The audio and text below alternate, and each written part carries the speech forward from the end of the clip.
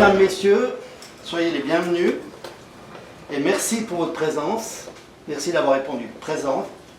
C'est encourageant d'organiser des conférences et puis de réunir les gens et puis d'être un trait d'union entre les personnes qui ont des intérêts communs, en tout cas pour l'histoire, semble-t-il. Mais on ne va pas faire trop d'histoire. Voilà, pourquoi le changement de lieu?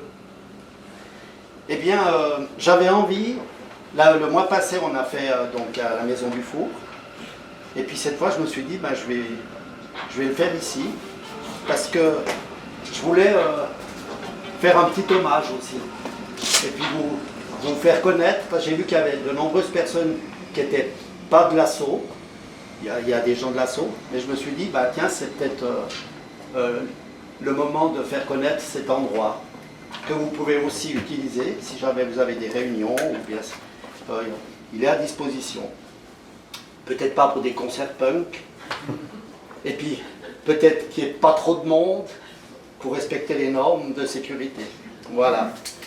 Alors, pourquoi, on m'a posé la question, pourquoi l'espace Hans von Hallwyl? Ben, en fait, voilà. Donc en fait ici, ben, c'était une gare, c'était la gare de triage CFF, et puis il y avait un stade, mais avant le stade il y avait des abattoirs. Donc d'abord il y avait une plaine avec beaucoup d'eau, c'était pas le lac mais c'est marécageux, on a planté beaucoup de peupliers, c'est pour ça qu'il reste encore des peupliers. Puis il y a un colonel qui a eu comme mission pendant la guerre 39-45 de faire en sorte que les chômeurs puissent être utilisés, enfin utilisés en guillemets, à bon escient. Donc ils ont construit une route. Et puis c'était les jeunes chômeurs, donc la route des jeunes. Et donc tout d'un coup le nom du colonel m'échappe, le colonel Comte, inauguré par le Conseil fédéral, enfin voilà. Et puis après il y a eu des abattoirs dans les années 50. Et puis après les abattoirs, eh bien il y a eu le stade. Donc on peut dire qu'ici, il y a d'abord eu beaucoup d'eau, ensuite il y a eu beaucoup de sang, et puis maintenant il y a beaucoup de transpiration. Mais entre deux, il y a eu beaucoup d'encre, parce qu'on a beaucoup critiqué le stade, enfin, etc., etc. Voilà. Et puis, ben, ici, moi j'ai hérité de ce bâtiment.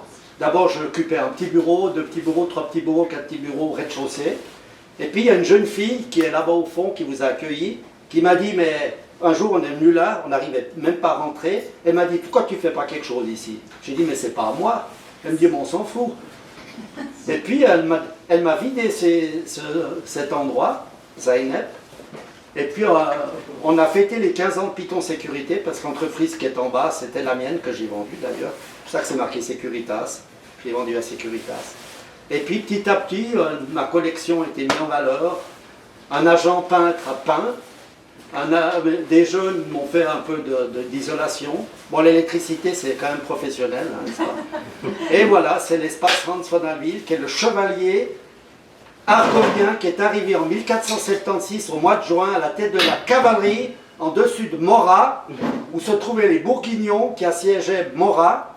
Et puis, en arrivant avec ses cavaliers, les Bourguignons étaient surpris. Il s'est dit, effet de surprise, on n'hésite pas, on fonce. Et moi, j'ai souvent fait comme ça. J'ai foncé d'abord, puis je me suis organisé après. Voilà. Alors ça, c'est la petite histoire pour Hans von Hallwyl. Et on a fait donc depuis un peu, c'était depuis, je ne sais plus quelle année. C'était en quelle année, Zeynep, tu te souviens? Oui, c'était en 2016, 2017 on a commencé. Et je pense qu'en fin 2017 on a fini. Voilà, c'est ma mémoire. Voilà, alors moi j'aimerais aussi vous dire quelque chose. C'est que ici, comme à Dufour, chaque fois que j'ai organisé quelque chose, j'ai toujours pu compter sur quelqu'un. Et j'avais envie juste de vous en parler. Nini. Nini.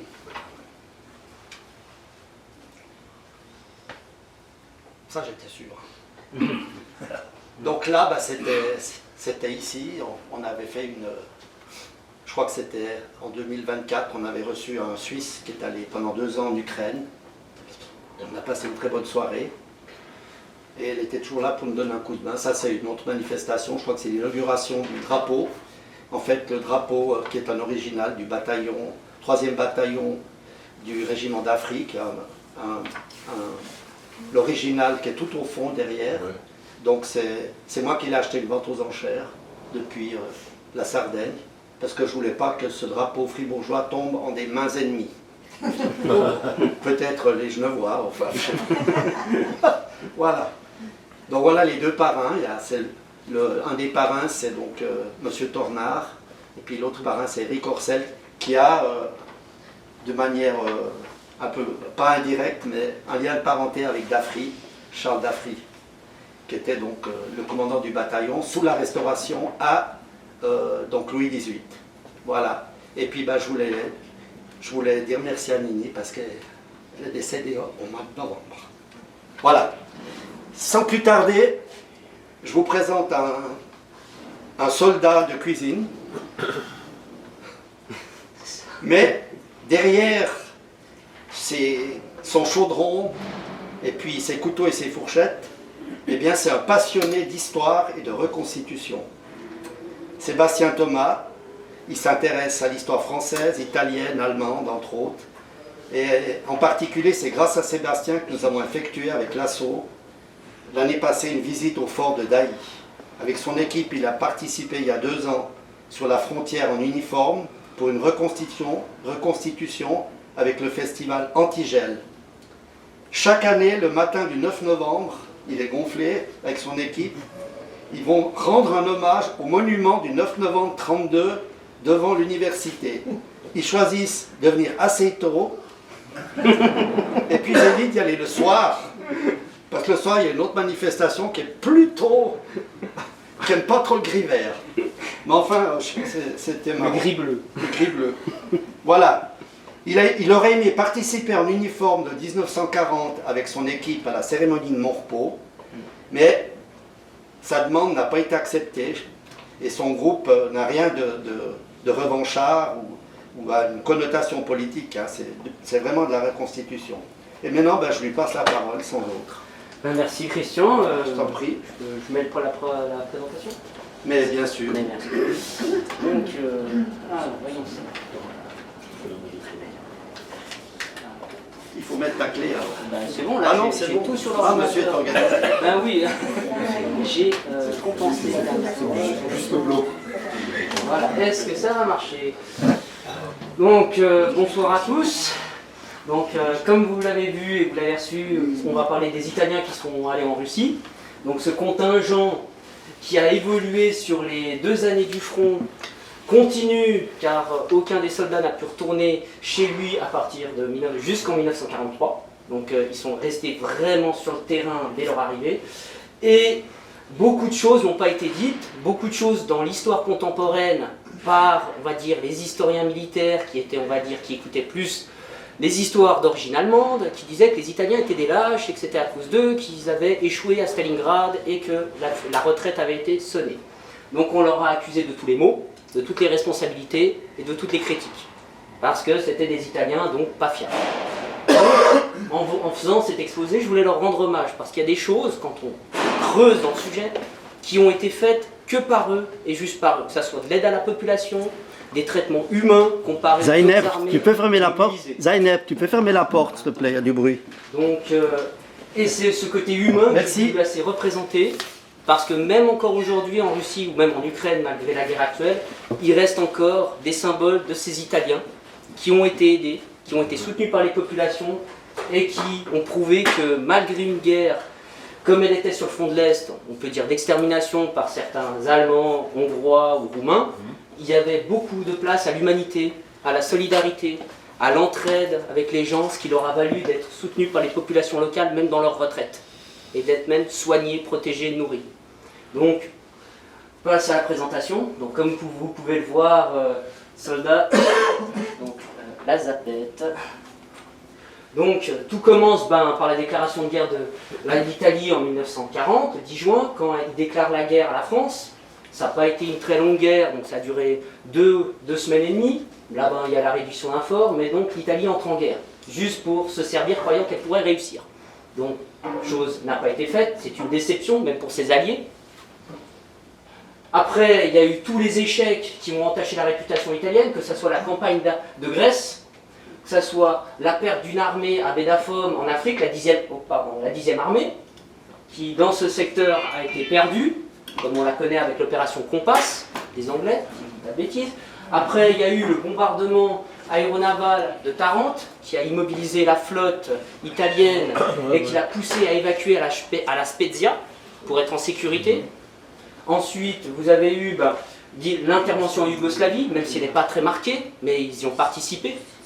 Que ce soit la campagne d'Afrique de l'Est, qu'ils ont perdu avec beaucoup de centaines de milliers d'hommes, qui a entaché la réputation italienne, ou encore, en dernier en date, la bataille de Matapan, qui a signé la fin de la Reggio Marina.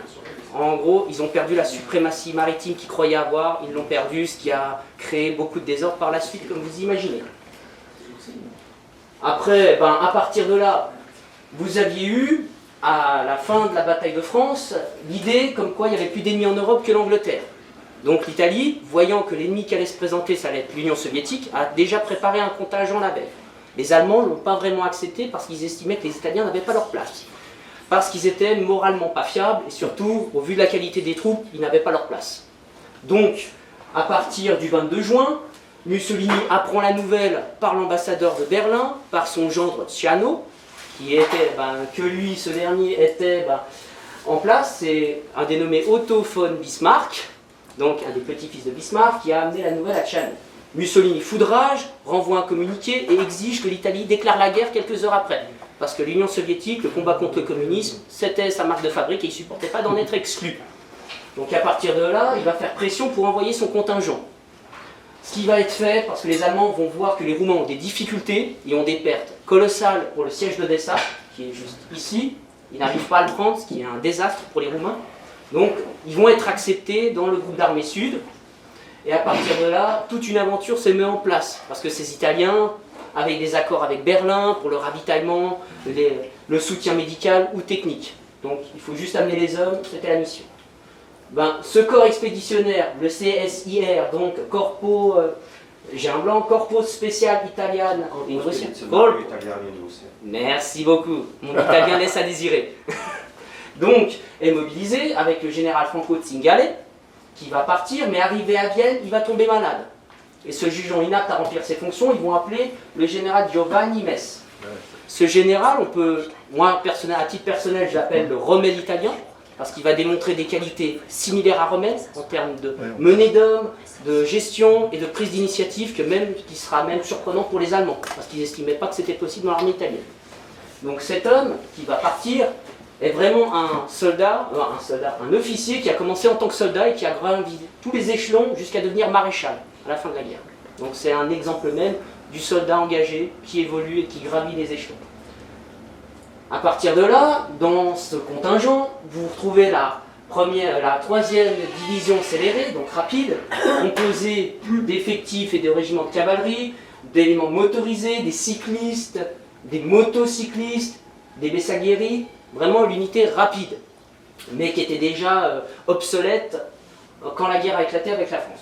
Après, vous avez un contingent des chemises noires, j'excuse parce que le terme italien m'échappe, la Tagliamento qui sera mobilisée pour avoir une présence dite politique, mais qui sera critiquée au début, mais qui va bien changer avec le cours du conflit et de leur efficacité. Vous avez la 9e division d'infanterie de Pasubio, qui est expérimentée, qui a participé à plusieurs combats, ainsi que la Torino.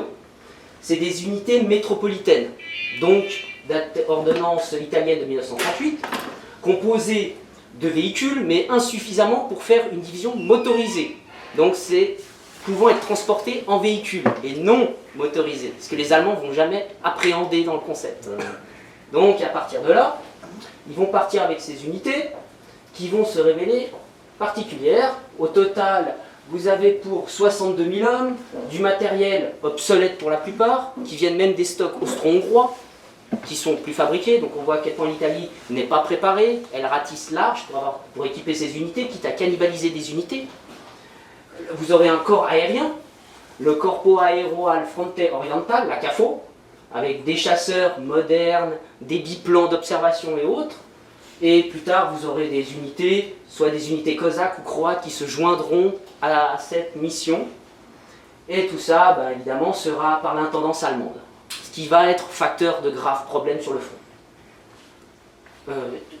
Voilà. Donc, à partir de là, dès que c'est ordonné, le 10 juillet, les premières unités comme la Torino vont partir de Rome, puis seront à Vérone, seront rejointes par les autres unités, c'est la Accélérée et la Passubio, qui vont effectuer tout ce trajet jusqu'au 5 août, jusqu'à Borsa, en Transylvanie.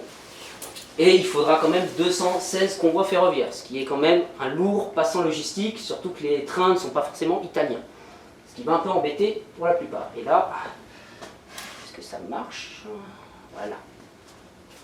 Donc la vidéo de présentation.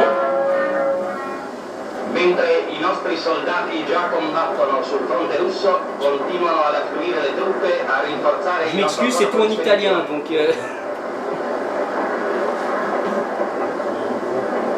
In tutti i paesi attraversati, le truppe italiane ricevono le più cordiali accoglienze.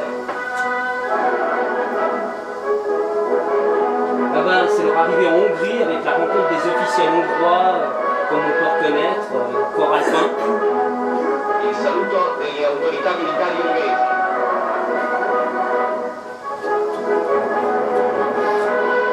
Car tout a été organisé sur leur trajet pour vraiment montrer la sympathie de ce corps expéditionnaire. C'est de la propagande. Voilà. Dove la delegazione e il fascio italiano hanno organizzato un servizio di assistenza, le truppe ricevono il saluto del ministro d'Italia. Tra le autorità e il nunzio apostolico Monsignor Rocca.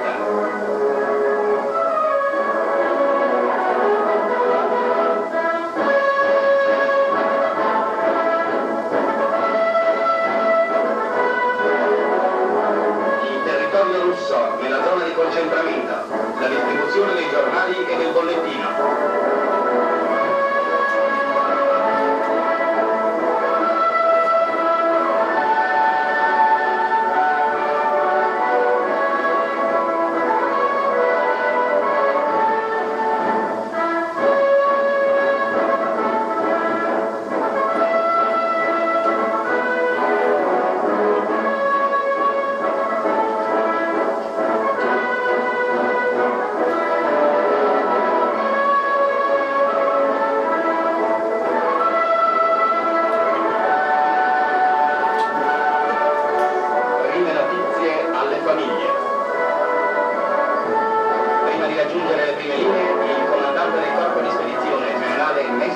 Passa in rivista i reparti e tiene rapporto agli ufficiali.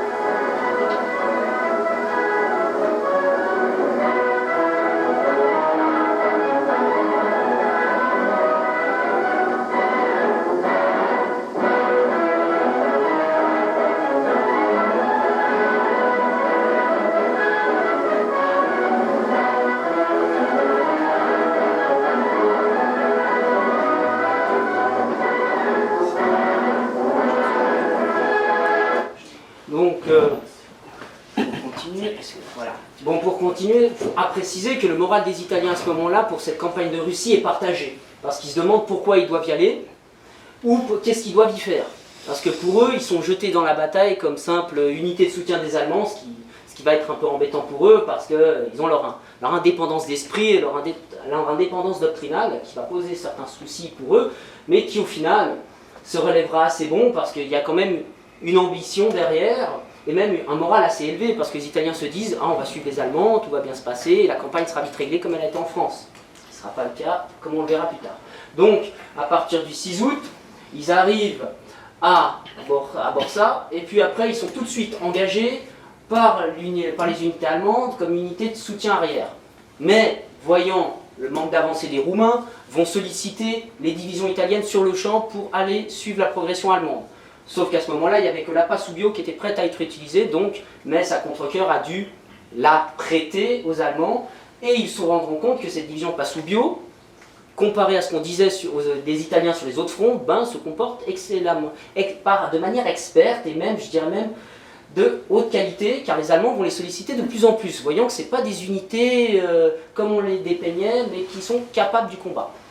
Et qui sont très aptes à poursuivre les Russes jusqu'au 17 septembre, où c'est la guerre des deux fleuves, où justement ils vont courir après l'arrière russe jusqu'à les épingler ici, où justement il y aura la bataille qu'on suivra tout à l'heure et qui justement vaudra la peine, car même le général Schrober, allemand, dira que ces Italiens sont vraiment professionnels et presque à l'égal des soldats allemands. Ce qui est déjà une bonne remarque pour les Italiens qui se sentent un peu flattés.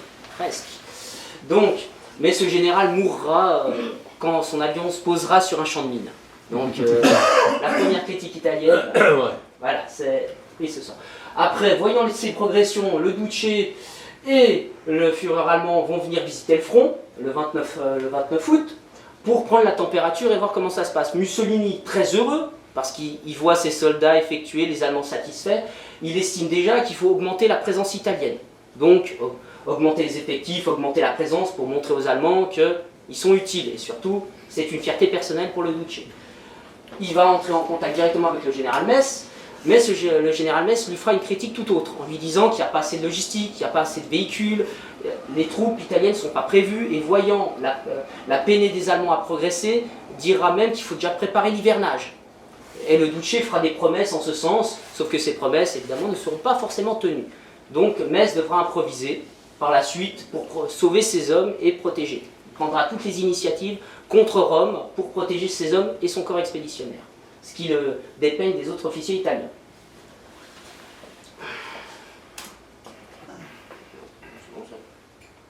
C'est bon. Truppe italiane nella gigantesca battaglia del Dnieper. La nostra colonna motorizzata all'inseguimento dei Rossi.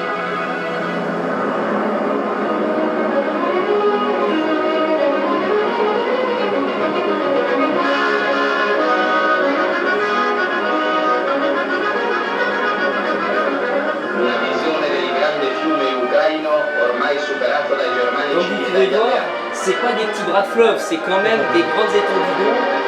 Et les Italiens sont vraiment mis à rigueur pour tout ce qui est pontonnier et autres, ce qui va vraiment les marquer et montrer aux Allemands qu'ils sont efficaces dans le travail du génie. On est plus fort.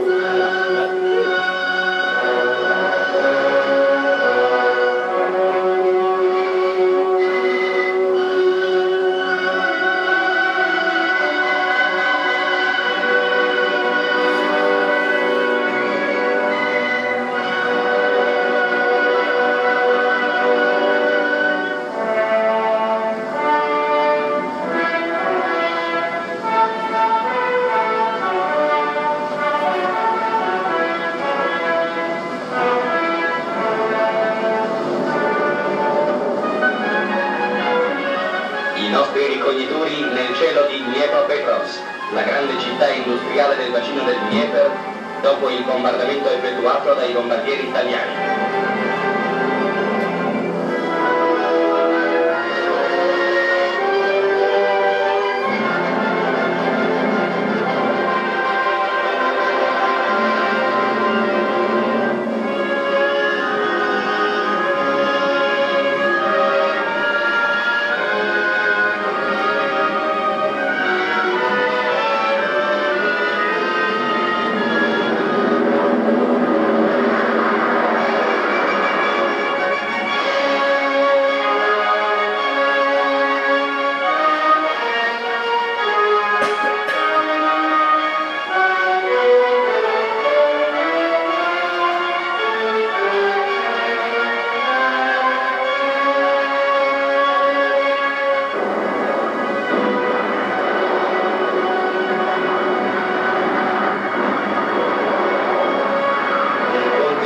Sul Dnieper, sulla cui riva sinistra i nostri si erano saldamente piazzati.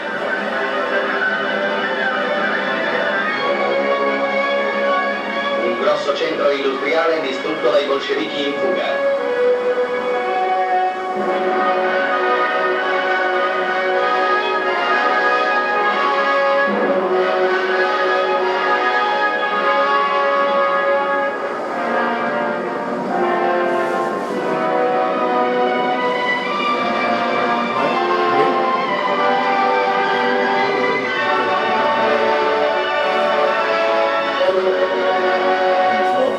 I bersaglieri rastrellano il terreno.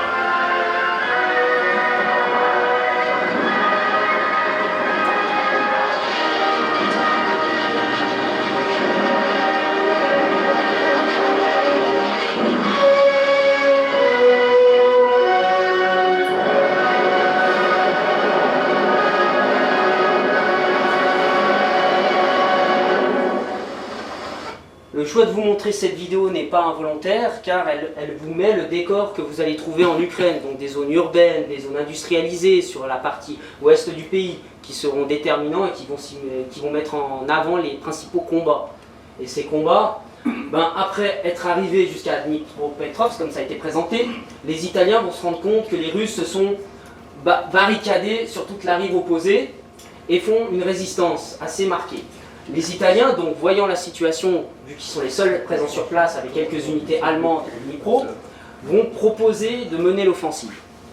Et de ce pas-là, la Passubio, qui passe par l'angle ici, va essayer de les contourner jusqu'à Petriovka, qui sera la bataille décisive pour démontrer que les Italiens ne reculent pas, même avec des vagues de blindés soviétiques, qui, dois-je le rappeler, sont des blindés d'avant-guerre, donc des T-26, pour ceux qui connaissent, des blindés relativement légers, pouvant être transpercés par le matériel anti-char italien. De l'autre côté, vous aurez la Torino, qui fera la contre-offensive, et les Bersaglieri, qui fera une attaque assez extraordinaire et fulgurante, que les Soviétiques ne voyaient pas venir. Ils y sont arrivés, ils sont passés, les Soviétiques n'ont pas su réagir convenablement. Mais d'un autre côté, quand il y aura la Tagliamento qui va passer à l'attaque, il y aura un incident qui va marquer les premières frictions avec l'armée allemande. Et ces frictions ne vont que s'accentuer de manière discrète. Parce qu'il faut garder le côté bon enfant, interallié, le respect mutuel de façade. Donc je vous mets l'extrait du film Gente Italiani, qui justement marque cette bataille et cet événement. Quanti all'attacco il battaglione delle camicie nere, subito!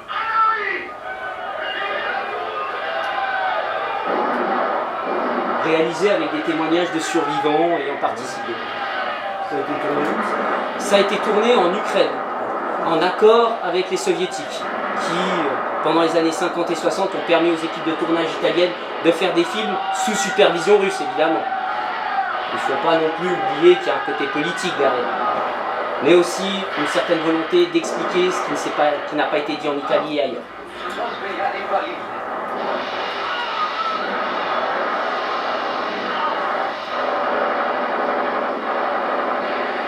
Comme vous voyez, les chemises noires italiennes, c'est de l'infanterie volontaire, c'est des gens qui sont portés volontaires pour être là, donc ils ne sont pas assez disciplinés pour être des soldats professionnels, donc c'est souvent des assauts comme vous les voyez sur le front, qui auront beaucoup de pertes mais aussi de bonnes ressources.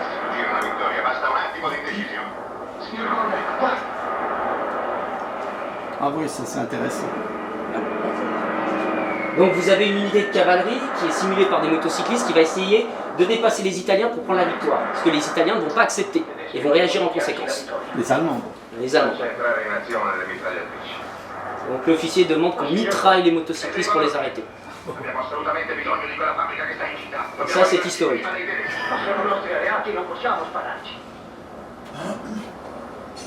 Chiama il capitano della Femmina.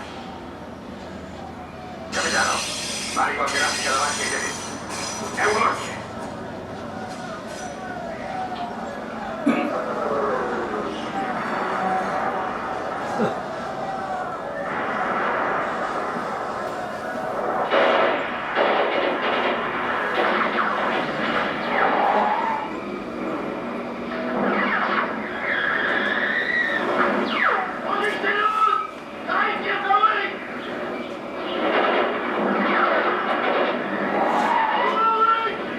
Ce qui va les faire quand même reculer les Allemands.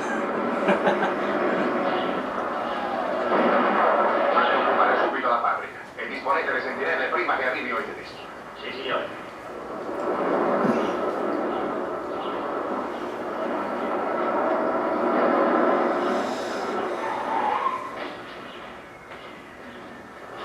Congratulazioni per battaglia!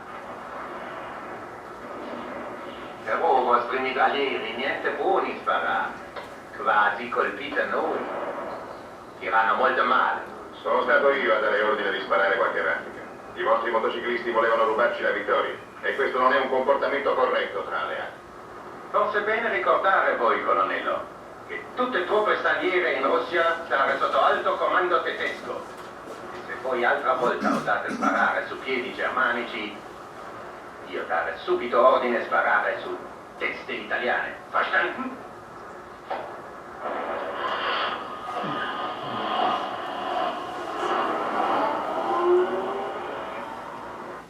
Disons que cette initiative italienne découlait du colonel qui était à ce moment-là présent avec son régiment d'assaut et qui aura des conséquences certes légères mais qui vont quand même semer le trouble. Epifano Chiaromonti, commandant de la colonne d'assaut, sera convoqué par l'officier allemand et lui dira « Vous devriez envoyer vos mitrailleurs en cours d'entraînement, ils tiraient mal hier, ils ont mis notre cavalerie sous le feu. » Ce que le colonel, dans sa grande répartie, dira « Ce n'est pas une erreur, c'est moi qui ai ordonné le feu. Vos soldats bloquaient notre chemin et je ne tolérais pas de trébucher. » En gros, il y a déjà une volonté italienne de marquer leur présence en disant qu'ils ne sont pas subordonnés aux Allemands totalement. Ils ont quand même leur intérêt, ils ont quand même leur présence, ils ont leur honneur de soldat à défendre vis-à-vis d'alliés qui les critiquent et qui les négligent assez. Donc à partir de là, Metz, au moment de la fermeture de la poche après Tsiriakov, déclarera « Nos soldats accomplissent des miracles avec les moyens du bord. Nous avons des renforts, mais nous n'avons plus de temps. Il faut refermer la poche avant que les Russes se réorganisent. Nous ne sommes pas là pour combattre en vain, nous sommes là pour gagner et démontrer que le soldat italien n'a rien à envier aux autres sur le champ de bataille. » C'est aussi une manière d'affirmer que l'Italien n'est pas ce qu'on prétend en Afrique ou qu'on se prétend que ça soit suite à la bataille, à la guerre en Grèce, que le soldat italien vaut et aime l'égal de l'Allemand, et voire même il a une fierté et une bravoure, souvent oubliée.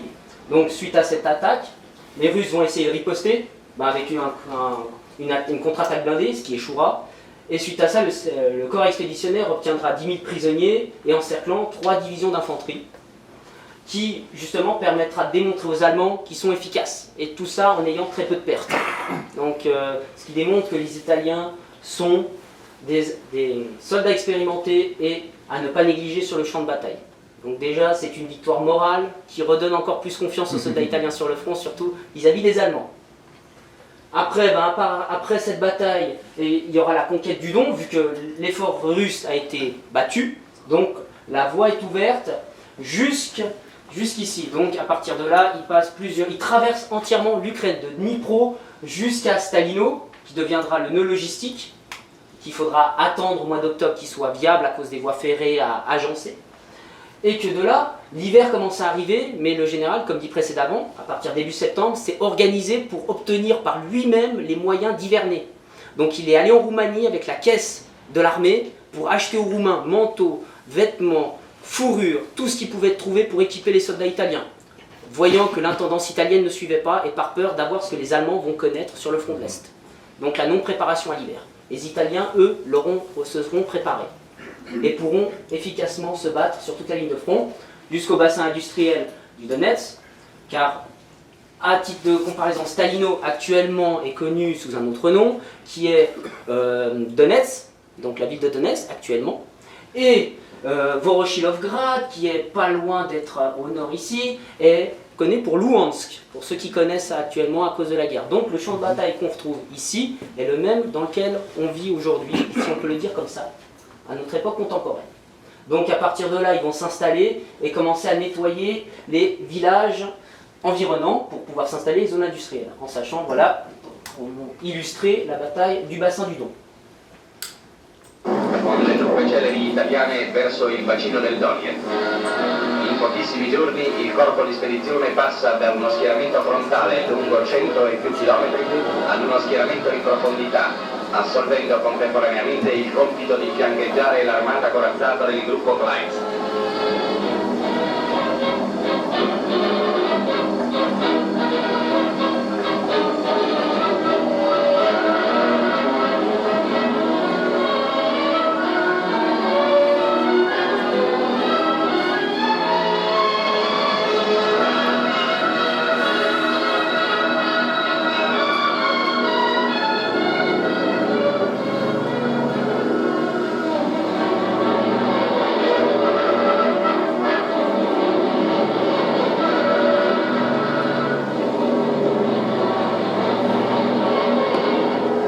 Operatori cinematografici al lavoro.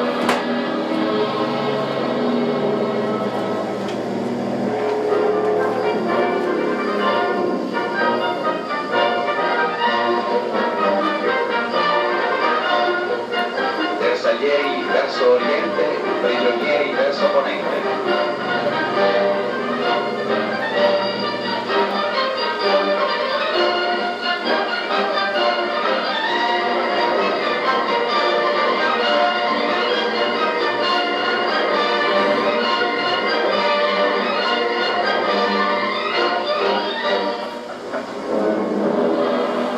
contadini ucraini tornano ai loro casolani. Oui, vu que les soldats italiens vont aussi mobiliser les populations locales en échange de contrepartie. Ils vont jamais exploiter les gens localement. Ils vont essayer de trouver des moyens d'échanger nourriture, médicaments, troquer, pour pouvoir bénéficier de l'aide des locaux, pas comme les Allemands. Et là, il y a une colonne de prisonniers qui seront particulièrement bien traités par les Italiens. Anche le divisioni di fanti e di camicie nere compiono la grande manovra d'attacco, sostenendo giorni e giorni di marce e vincendo prima che il nemico ogni ostacolo del terreno e del tempo.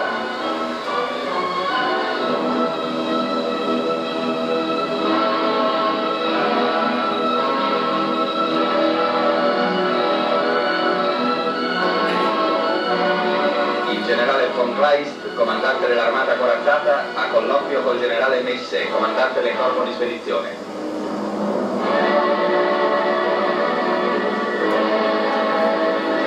Le prime linee.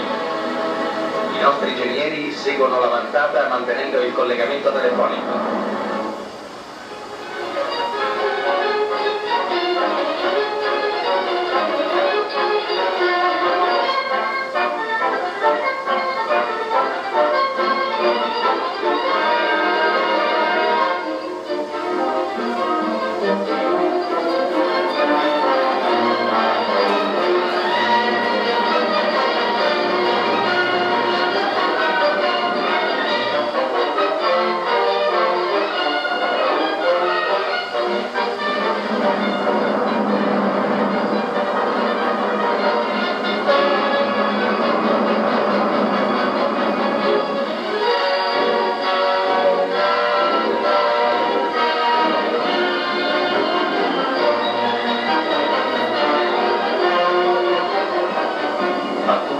All'attacco. Le resistenze delle retroguardie di Budioni vengono progressivamente eliminate dai nostri reparti d'assalto.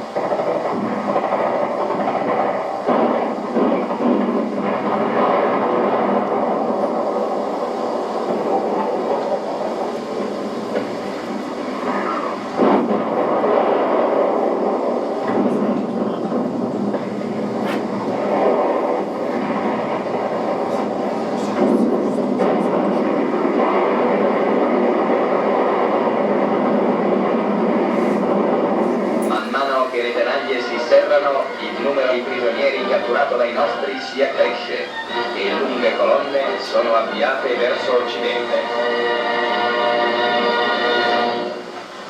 Comme vous avez pu le voir, il y a eu beaucoup de prisonniers. On est au début de la campagne de Russie, donc les prisonniers se comptent par centaines de milliers. Donc pour l'instant, il n'y a rien à dire sur cette campagne, tout le monde y est satisfait. Même si la Bérésina hivernale vient contrecarrer l'avance italienne, et l'avance allemande aussi, il faut savoir que, je l'ai négligé au début, l'essentiel du corps expéditionnaire est à pied. Donc toute la partie que vous avez vue de la traversée de l'Ukraine s'est faite à pied pour la plupart des unités. Donc sur une période de 3 mois. Donc ça vous laisse imaginer le nombre de kilomètres que ça fait de faire de long en large. Donc après, une fois qu'ils seront arrivés dans la zone industrielle du Don, ils devront sécuriser le flanc gauche des Allemands pour leur permettre de continuer sur les bords de la mer Noire. Donc ils vont s'attaquer au village industriel de Gorkova, de Rikovo et de Nikitovo pour sécuriser, ce qui sera assez vite fait. Même pendant l'hiver, ils continueront d'avancer parce que les Allemands veulent qu'ils progressent, donc il faudra trouver des accords, parce que Metz ne veut pas pousser ses hommes plus que de raison. Ils sont épuisés par avoir fait 30 km à pied, l'hiver arrive, donc il faut installer les positions hivernales le mieux adaptées. Il y aura encore une autre bataille à Chazé-Petovka, qui sera un nœud industriel pour permettre de protéger les Allemands qui viennent par le nord, etc., pour permettre justement l'hivernage. En sachant que les Italiens vont prendre vraiment le temps de s'installer pour être sûrs de pouvoir passer l'hiver. Pour eux, ils n'acceptent pas, Metz n'accepte pas que ces hommes meurent gelés, comparé aux Allemands qu'on verra sur les autres fronts, où l'ordre du Führer après la défaite devant Moscou sera de tenir les positions malgré tout. Malgré les pertes, malgré le froid, etc., ce qui va causer bon nombre de morts.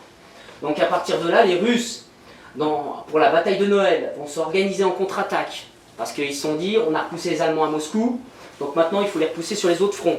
C'est un vœu de Staline, c'est pas vraiment dans la pure finesse stratégique, c'est de l'assaut par vague, du humain et d'infanterie avec des soldats sibériens. Donc Du 25 au 27, les troupes d'infanterie et de cavalerie soviétiques vont enfoncer la division scélérée, épargnant la Passubio et la Torino, et vont créer des foyers de résistance, définis ici, des fortins de certaines unités italiennes qui tiendront plus d'une semaine coupées de leurs unités, mais que les Italiens devront demander l'aide des Allemands et de leurs contingents pour venir les délivrer. Mais par contre, détail à noter, c'est que les Italiens ne veulent pas se rendre. Ils ne se rendent pas, ils se battent presque jusqu'au dernier. Parce qu'ils savent, ils ont entendu ce qui se passe en Sibérie, ils savent ce qui arrive aux prisonniers. Donc ils savent que mieux vaut mourir l'arme à la main que dans un camp d'internement soviétique. Donc ils vont se battre et justement, ils vont prouver encore une fois qu'ils sont aptes à tenir les positions jusqu'à la contre-attaque allemande pour venir libérer les Kessel, pour la dénomination allemande, les Kessel, où justement l'accéléré permettra de se replier ou de se réinstaller et de pouvoir contrecarrer les Russes et de les repousser pour justement passer la période de Noël, être en hivernage et de pouvoir préserver un maximum leurs effectifs. Après cette bataille, les Allemands vont quand même essayer de leur demander de pousser plus loin, mais les Italiens refuseront, par souci de leurs hommes, et surtout de leur permettre de se reposer.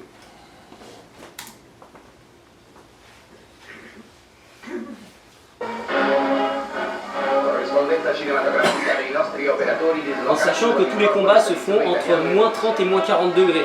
Donc perdre un abri ou une isba, c'est la mort.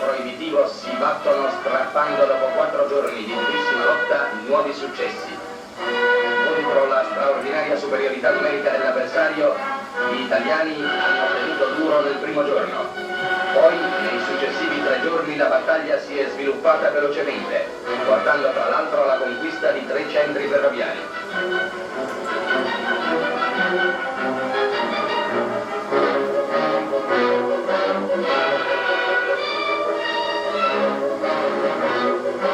Comme vous le voyez, c'est vraiment des villes industrielles, donc c'est pas les abris qui manquent, et c'est surtout le fait de dire que les combats ont été durs pour justement se battre maison par maison. Donc vraiment une démonstration du combat urbain à l'italienne.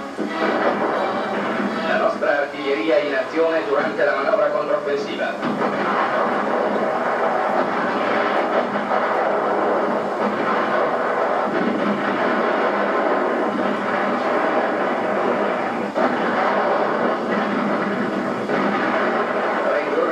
Durata la nostra contromanovra, sviluppatasi con una violenza senza precedenti. L'aggressività dei nostri, scrive un corrispondente, è straordinaria. Il teatro della lotta. Il piano operativo del nemico, che tendeva ad uno sfondamento, è stato completamente sventato.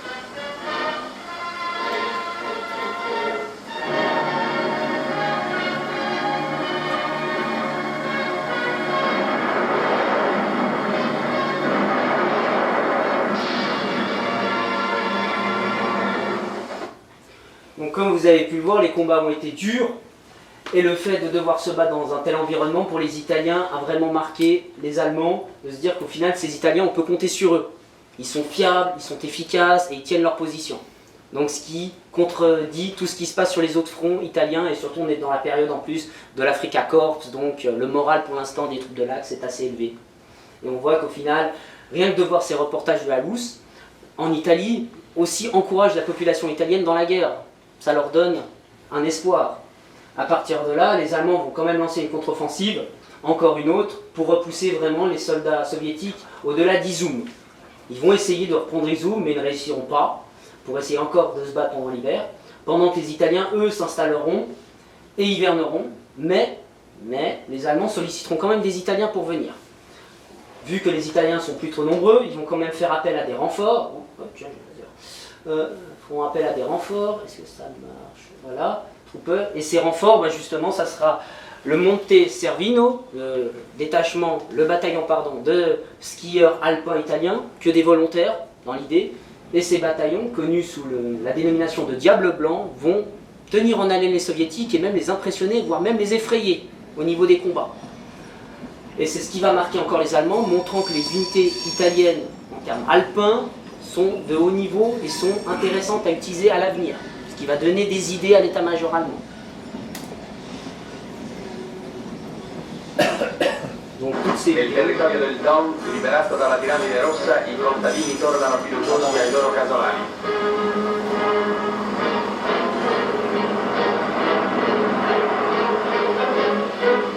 Là, c'est encore un peu avant la bataille de Noël, c'est recomposé pour les filles. Les Italiens, comme dit précédemment, vont énormément protéger les populations civiles, les soutenir dans leur retraite et même essayer de les reloger. Et même installer des boulangeries, autant pour la troupe que pour les populations locales, ainsi que des dispensaires, des hôpitaux et des écoles. Les Italiens vont vraiment chercher, pas à occuper en termes d'occupants, mais d'essayer de chercher la cohabitation.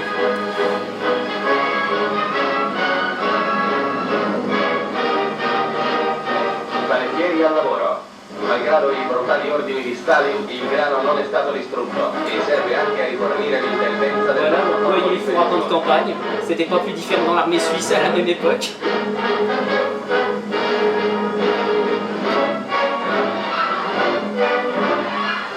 autocarri carichi di pane e rifornimenti verso le zone di battaglia.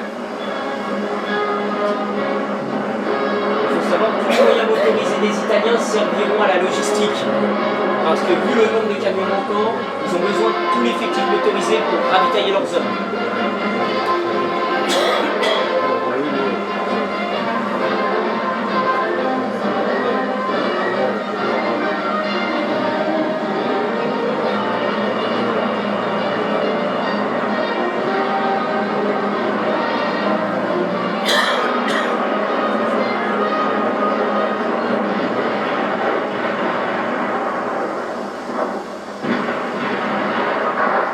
I nostri elementi avanzati nella zona del Don incalzano le retroguardie rosse.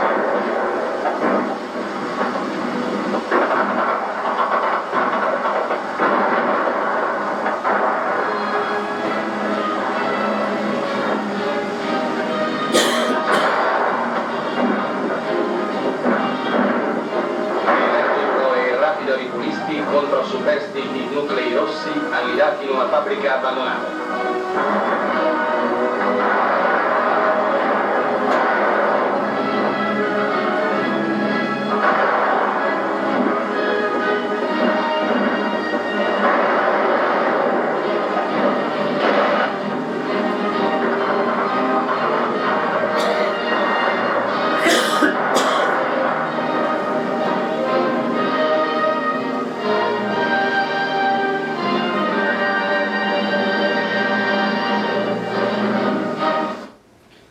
Donc, pour reprendre, allez la slide suivante. Voilà, donc pendant cette trêve hivernale, ils vont devoir continuer à se battre aux patrouilles soviétiques parce que les soviétiques ne vont pas lâcher la pression, vont faire des attaques locales. Donc, comme je l'ai dit précédemment, vous avez le bataillon Monte Servino qui sera envoyé, ces volontaires qui, eux, comme dit précédemment, vont marquer les consciences des Russes. Et surtout, voilà. Vous avez Umberto de Savoie, donc prince de Savoie, qui va encourager ses Alpini au départ de leur gare de départ, pardon, pour les encourager. Vous avez voilà, les différentes positions, les différentes représentations de ce conflit qui, justement, sont assez belles à voir parce qu'elles symbolisent l'effectif d'une Italie qui, justement, manque de matériel. Donc tout ce qui est motorisé est prélevé sur le front africain. On va même jusqu'à prendre le matériel qui va en Afrique pour les équiper. Ce qui, justement, n'est pas tenable pour les troupes africaines qui ne recevront pas forcément tout le matériel qu'elles ont besoin pour faire la guerre sur leur théâtre d'opération. Donc là, vous aurez une démonstration du Monte Servino, une patrouille sur le front russe. A noter qu'ils sont entièrement équipés, ils sont partis d'Italie avec tout le nécessaire pour se battre en hiver. C'est vraiment, les Italiens ont privilégié la qualité pour ces unités. Ce qui justement va permettre leur efficacité dans leur mission.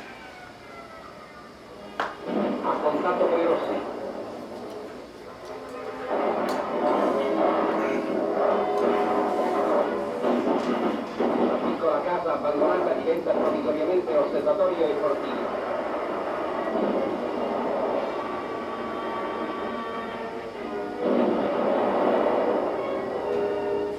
Tiratori scelti rintanati nelle buche abbattuti dai nostri. Appena iniziato il disgelo, Là, vous avez par exemple la gare de ravitaillement et de triage de Stalino, donc de Metz, comme précédemment. avec des auxiliaires russes et ukrainiens qui seront payés et on va dire logés et même équipés de vêtements évidemment pour permettre de travailler comme auxiliaires des Italiens. Les fameux IWI, pour ceux qui connaissent la dénomination en allemand, les Hilfswilliger, que les Italiens recruteront et soigneront très bien. Car les Italiens n'ont qu'une pensée, c'est l'humanité qu'ils ont avec eux et qui n'acceptent pas de la part des Allemands qui traitent les populations locales comme des populations bonnes à rien et voire même bonnes à être déportées.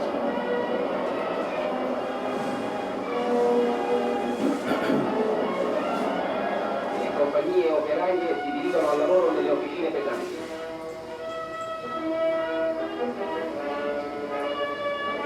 Et aussi bon exemple de du service d'intendance italien qui justement sera vraiment mis à rude épreuve, d'où les initiatives du général Metz pour compléter les lacunes, qui seront vraiment cruciales. En sachant que les Allemands avaient promis par semaine 25 convois ferroviaires de ravitaillement. Sauf que progressivement, les Allemands vont les descendre jusqu'à 5. Et les Italiens ne vont pas accepter ça en disant que c'est pas normal, mais les Allemands en disant qu'ils en ont plus besoin qu'eux. Donc il y a déjà des combats en interne pour savoir qui est important et qui ne l'est pas. Là vous êtes à la Bérésina, donc à partir du mois de mars, avril, donc ça ne change pas avec l'époque, c'est toujours comme on peut le voir partout ailleurs sur le front.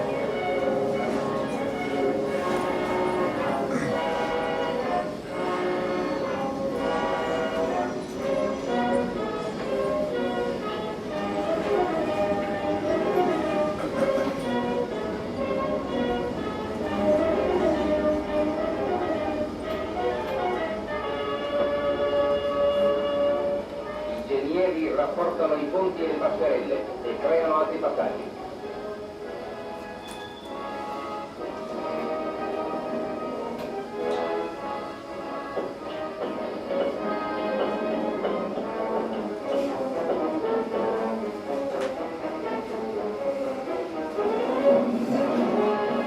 Questo è il fango della primavera russa.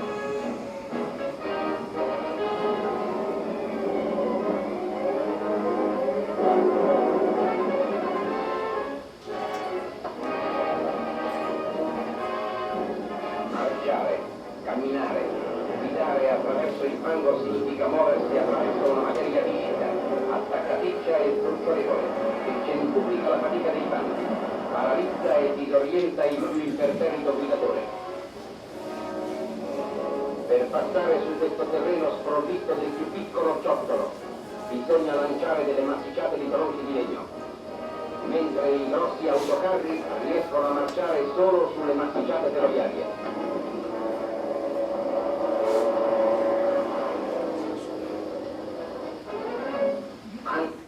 Donc comme vous avez vu, les conditions météorologiques sont catastrophiques et pourtant ils essayent toujours d'avancer et de faire suivre la logistique, ce qui est un grand problème. À partir du 1er mai, il y aura un bilan qui sera établi juste avant l'arrivée de l'AMIR, donc on va dire des renforts. Donc vous avez sur tout l'ensemble de la campagne à peu près 2177 morts, ce qui est très peu, et un nombre de blessés. Le conséquent évidemment, dû à une bonne prise en charge des autorités italiennes, car ils avaient installé tout le nécessaire avant, ce qui est très pointu par le général Metz, qui a justement basé sa stratégie là-dessus. Dont un très faible nombre de gelés, donc dû au combat et aux pertes de territoire, de zones. Et après vous avez le problème logistique énoncé préalablement, donc tension mais sans plus, une très bonne impression des états-majors mais un manque de respect silencieux. Il faut savoir que les Allemands vont devenir de plus en plus idéologiques et le corps des officiers aussi. Donc au bout d'un moment ils vont traiter racialement la question des Italiens en les traitant de méditerranéens, d'individus trop sensibles pour faire la guerre, etc.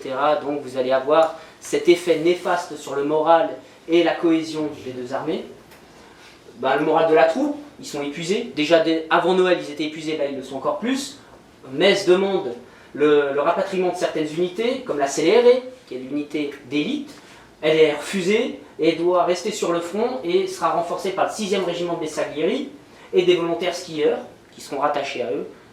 Et autrement, vous voyez bien que le retour au pays n'est pas possible. Donc à partir de ce moment-là, les Italiens vont se dire on est sur place. Donc comme dit encore précédemment, vous aurez justement cette idée de vivre en bonne relation avec les populations. Pas se les mettre à dos, essayer de créer des dispensaires, des hôpitaux, des écoles, pour vraiment garder un contact fort avec les populations locales et surtout pour éviter, voyant ce que les Allemands font comme persécution, de tomber dans le vice des Allemands et surtout refusent d'assister ou même de participer à ce genre d'exactions. Il y aura quand même des tribunaux militaires car les Allemands vont essayer de forcer le pas des Italiens dans certaines exécutions ou répressions, parce que les Italiens refuseront, jugeant inacceptable. Après, pendant la bataille de Noël, vous avez quand même une réunion qui se fait par correspondance entre le général d'état-major Keitel à Berlin et le général d'état-major Cavallero à Rome pour se mettre d'accord sur la demande insistante de Mussolini depuis le mois de septembre d'envoyer des renforts. D'envoyer des renforts et surtout d'augmenter la présence italienne à des fins politiques, militaires et surtout pour montrer que son pays est capable de soutenir cette guerre idéologique. Quitte à appauvrir le front africain et d'autres secteurs italiens, en sachant que l'industrie italienne, je ne vais pas aborder la question, mais est très on va dire inadéquate à cette guerre.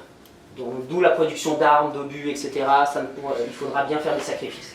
Donc, pour le renvoi de ces unités, vous aurez 3 divisions d'infanterie, la Coseria, la Ravenna et la Sprozeska. Merci. Grazie. Qui arriveront le 1er mai. Puis suivront dans la filée, dans une idée de stratégie plus grande des Allemands, demanderont 3 unités alpines, la Cunezze, Giulia et Tridentina, pour le 1er juin. Ces unités ont pour but d'assister les troupes allemandes dans le Caucase, dans le principe du plan original. Toutes ces troupes seront dirigées par le général Garibaldi, qui revient de Libye, qui était gouverneur de la Tripolitaine, mais qui fut remercié par les autorités italiennes car trop soumise à l'autorité allemande. Donc cet homme trop soumis est mis au commandement de cette 8e armée, au lieu que ce soit le général Metz qui en demandait le commandement, et qui refusait dès le début le renfort de ces Italiens, estimant que ça serait un cauchemar logistique et que ça serait un désastre si davantage de soldats italiens venaient sur le front. Ce qui ne sera pas écouté, et on lui refusera le poste de général de la 8e armée. Pour ces raisons, et aussi parce que sur le tableau d'avancement, le général Garibaldi se trouvait plus haut que lui. Aussi, et ça c'est très cool. Donc, ce groupe d'armée B pour le plan Fallblau sera pour aller direction Stalingrad, comme on connaît la suite, et à partir de là, von Weich aura sous ses ordres la 2e armée hongroise, la 8e armée italienne, la 3e roumaine, la 4e Panzer, la 2e et la 6e armée allemande. Toutes ces unités ont pour but de protéger l'avancée vers le Caucase. Le corps alpin sera dirigé par le général Nassi, le fameux général ici du 2e corps armé Zangheri, que bizarrement il n'y a aucune photo de lui qui existe, c'est assez difficile à croire, lui. Et le 35e corps d'armée, donc l'ex-CSIR, toujours dirigé par Metz jusqu'au 1er novembre. Parce que c'est quand même son bijou. Donc Zangheri aura sous ses ordres, pour son 2e corps, les divisions précédemment citées, je m'excuse, dont 2 de ces divisions seront de l'infanterie de montagne, donc un peu mieux adéquate et équipée et motivée. Mais le gros défaut de ces unités, c'est que la majorité des soldats qui la composent sont inexpérimentés, voire très peu entraînés, ce qui va engendrer des problèmes à la suite. Pour le corps alpin, c'est tout autre. C'est des soldats d'élite qui ont connu le feu en Albanie, en Grèce et dans d'autres théâtres d'opération. Eux, ils sont expérimentés et ont la différence avec le reste des corps d'infanterie d'être soudés. C'est vraiment un corps à part qui, par leur morale, leur cohésion, vont prouver que même dans les pires situations, ils resteront soudés. Même quand tout est désespéré, ils resteront toujours soudés. Et sont très motivés aussi par l'idée d'aller gravir les sommets du Caucase. Voilà. Car pour un alpini, la montagne, c'est sacré, et le Caucase étant très peu exploré, ou ayant été exploré, et regorge encore d'inconnus, les motifs pour l'expédition. Alerte rouge. En plus de ces régiments, vous aurez quand même un renforcement de la présence des chemises noires, car la Tagliamento sur le front a prouvé ses compétences et sa valeur combative, et sera jointe par des unités volontaires croates, des possessions croates en Yougoslavie, ainsi que la Vicenza, qui viendra bien plus tard pour justement occuper la zone du nord du Don, car avec cette progression, il faut bien sécuriser les arrières. Et ces unités seront juste là pour faire de la police, mais seront quand même envoyées sur le front bien plus tard par nécessité. Là, vous avez l'offensive russe de mai 42, car les Russes veulent reprendre l'initiative sur le front et sur tous les fronts, sauf que cette offensive échouera, encore une fois, car les Allemands, s'étant préparés pour une autre opération qui est Fallblau, vont tomber sur eux et vont contrecarrer la pression soviétique et les repousser progressivement avec les opérations suivantes, Wilhelm et Friedrichshaus dans ce secteur. Puis lanceront l'opération au 28 juin de Fallblau pour la conquête du Caucase. Donc comme vous voyez, le secteur italien s'étant ici, vont devoir suivre le long du Don qui est ici pour le sécuriser jusqu'à Stalingrad. Ça sera leur mission pour escorter la 6e armée allemande.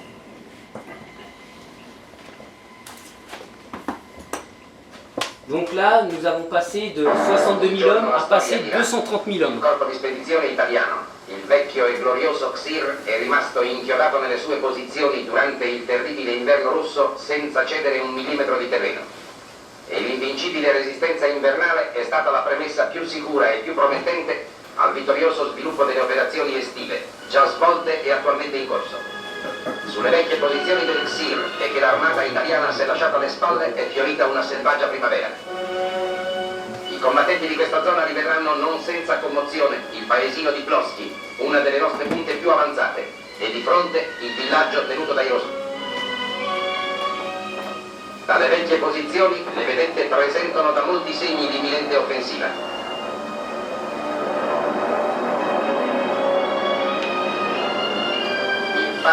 Là, vous assistez à la mise en forme de l'offensive italienne dans leur secteur, dans la région toujours minière du Don. Et donc, vous voyez que la progression en plein été n'est pas la même. Come gigantesche catapulte lanciate contro lo schieramento sovietico.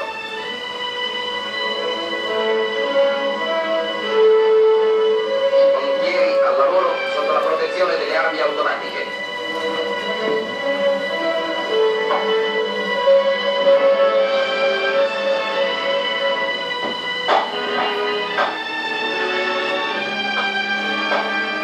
E la marcia prosegue alla caccia delle retroguardie con le quali Timoshenko spera di sganciarsi rallentando la pressione delle truppe alleate. Malgrado le migliaia e migliaia di mine disseminate nel terreno, nascoste e dissimulate dappertutto, nonostante le distruzioni operate metodicamente dai Rossi e le pessime condizioni di viabilità, l'avanzata delle nostre divisioni procede vigorosamente. Momenti dell'avanzata. Un gruppo di batterie a cavallo è incaricato della distruzione di nuclei di resistenza. Il terreno è ideale per la Vous avez un régiment de la division Célèbre qui va se mettre en marche et comme vous voyez, les unités présentes ne sont pas plus différentes que les unités napoléoniennes. Des artilleurs montés.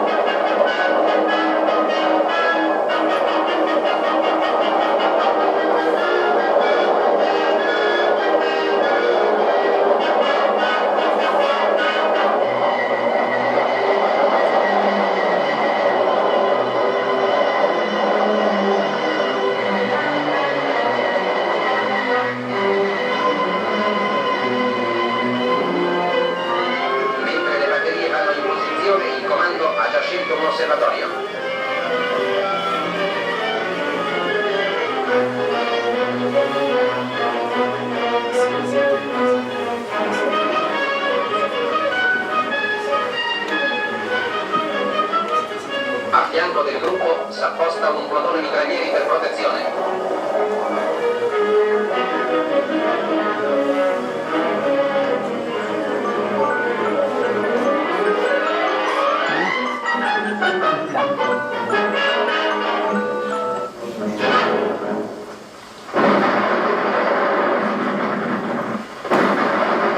Truppe celeri avanzano sotto la protezione dell'artiglieria.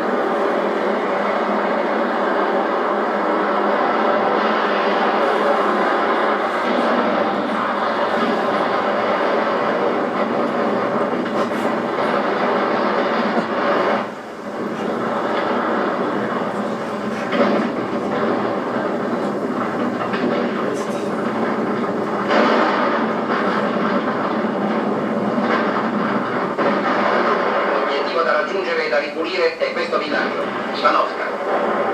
Mentre l'artiglieria e i mortai picchiano, i ceneri avanzano a sbalzi sul terreno scoperto, incuranti della reazione bolscevica.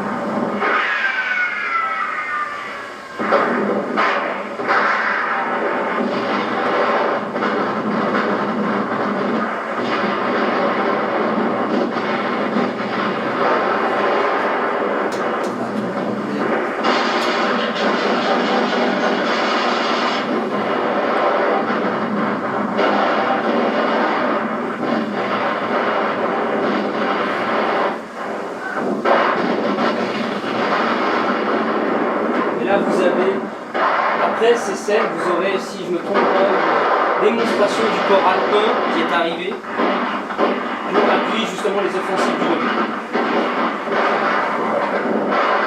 Stroncata la resistenza dei rossi, Ivanovka è raggiunta. Le nostre truppe entrano in Ivanovka e rastrellano il paese. Tutte le specialità sono impegnate nella lotta. Anche gli alpini si battono bravamente nella steppa.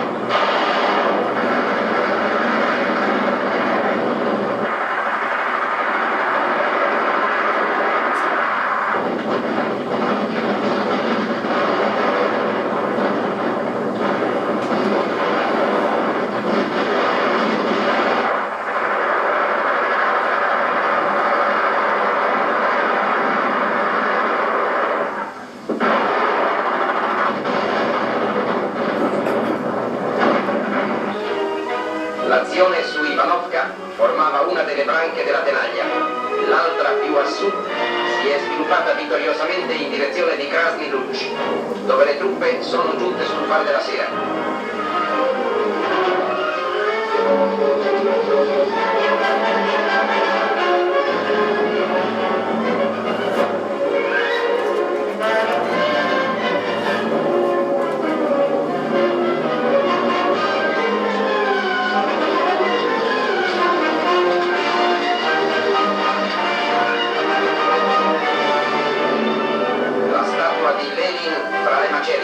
Come presagio di sconfitta.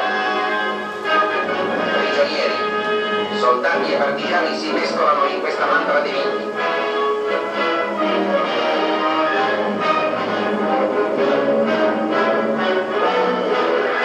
Prigionieri di ogni razza ed ogni colore.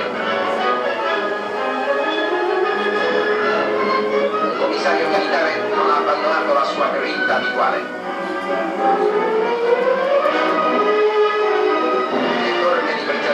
Ripercorrono le piste e le strade sulle quali sono passate le nostre divisioni.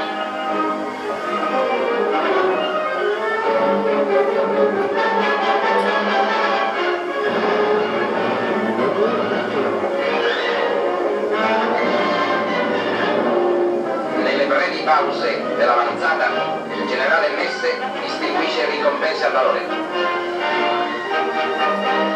E la poderosa spinta verso Oriente continua.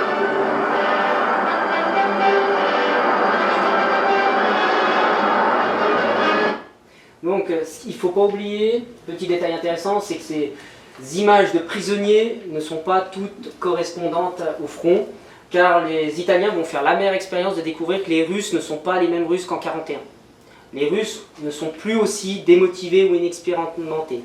Ils sont beaucoup plus coriaces et ils résistent beaucoup plus, ce qui va engendrer des pertes beaucoup plus importantes et surtout diminuer le nombre de prisonniers, puisque les Allemands vont voir venir mais ne vont pas dire tout de suite.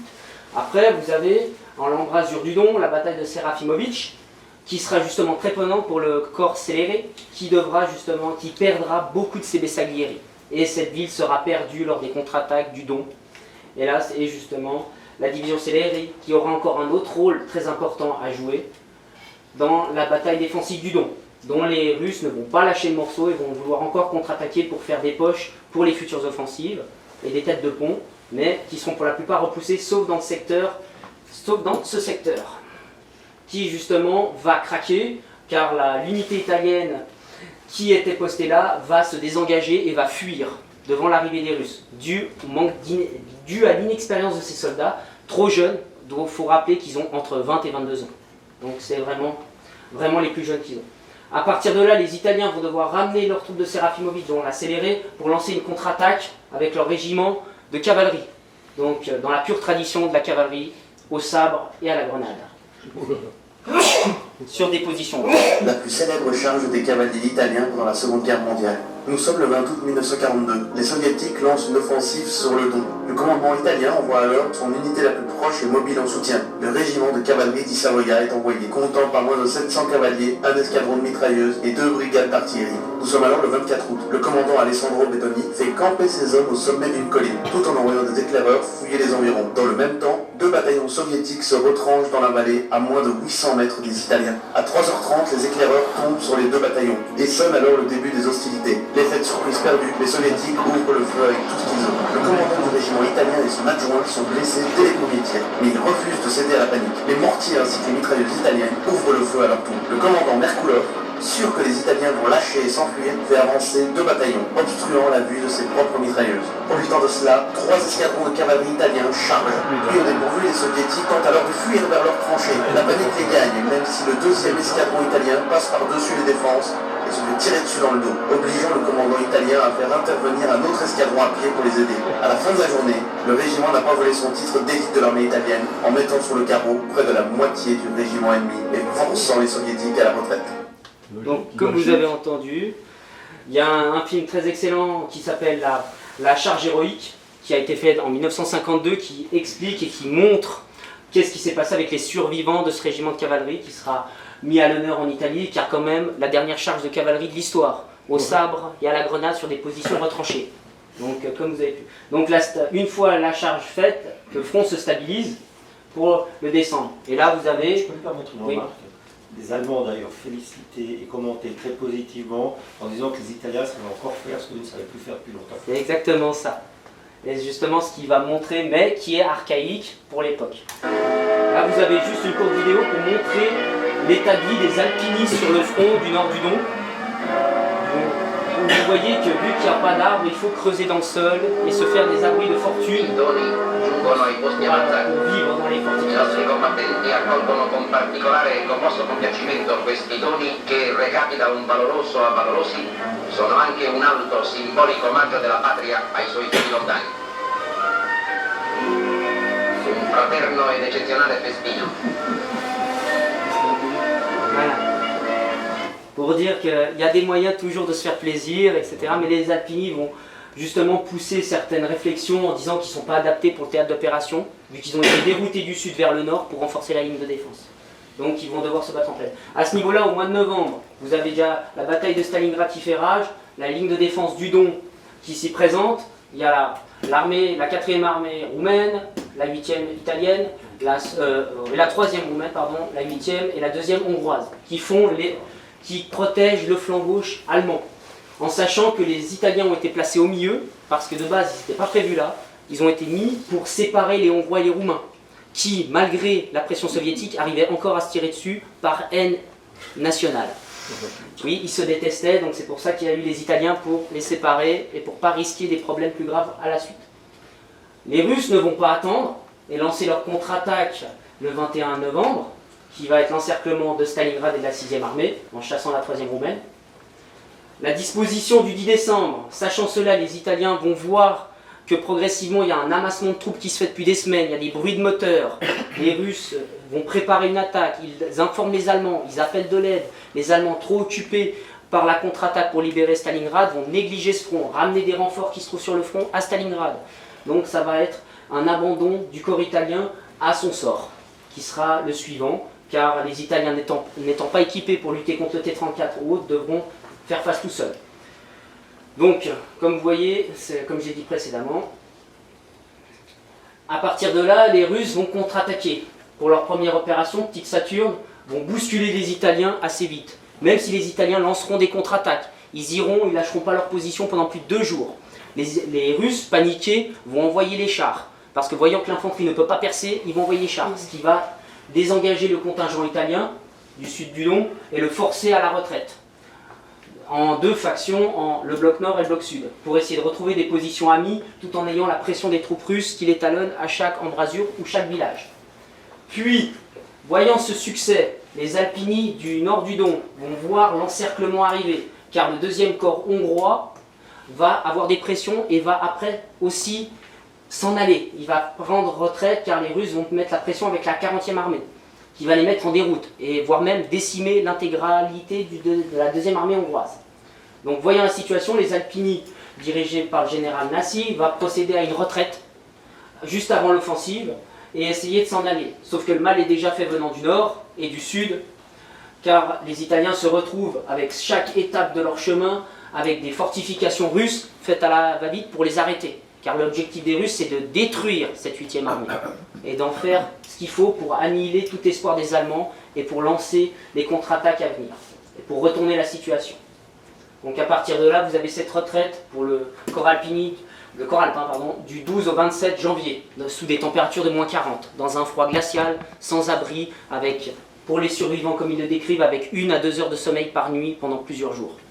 En sachant que marcher c'est autant mortel que de rester sur place et de geler sur place. Donc, mieux vaut fuir. Donc, à partir de là...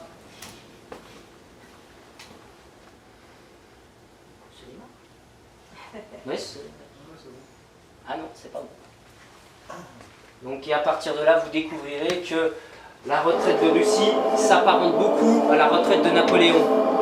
Après, donc... imaginez-vous des centaines de milliers d'hommes qui retraitent dans la neige, dans le froid, dans la peur, harcelés par les brigades cosaques russes qui viennent les taillant à coups de sabre, comme à l'époque de Napoléon.